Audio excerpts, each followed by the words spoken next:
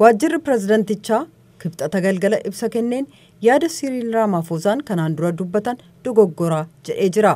Raamaafosaan paartiin koongiresii biyyoolessaa Afrikaa kibbaa ANC mana murtii yakka qoratu ka sadarkaa addunyaa keessaa ba'a jedhanii turan.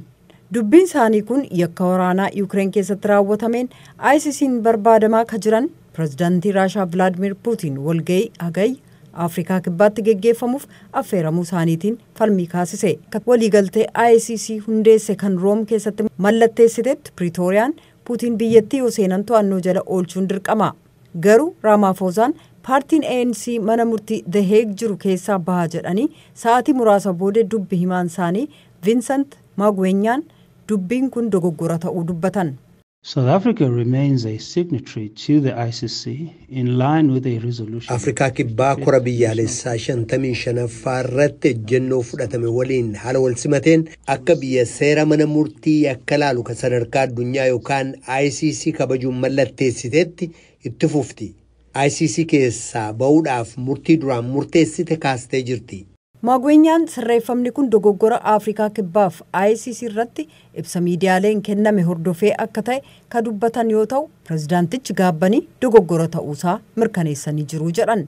Ramaafosaan yeroo dheeraaf manni murtichaa biyyoota tokko tokko haqa malee ilaaluu inni jedhu miira paartii biyya bulchu keessa akka ture dubbatanii turan.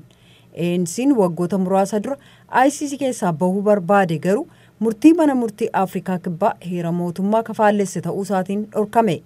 Putin walga'ii garee BRICS jechuun beekamu kan walta'iinsa biyyoota guddachaa jiranii Biraazil, Raashaa, Hindii, Chaayinaa fi Afrikaa kibbaa irratti hirmaachuuf dhiisuu isaanii ammallee ifa miti.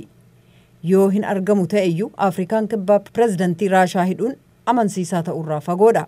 Pretooriyaan ajaja hidhaa ICC'n bara 2015 yeroo pirezidantiin Sudaan duraanii Omar al-Bashir gamas daawwatan dabarsee kennuu dhiisuu ilaalchisee tarkaanfii fudhachuu dide. Paartiin koongiresii biyyoolessaa Afrikaa kibbaa tokkummaan Sooviyeet duraanii innaa biyyattiin apartaayidii bittaa sabxiqqaalee warreen adiitti duultu biyyattii adda durummaan deeggarteetti kanaaf Mooskoo waliin michummaa cimaa qabdi.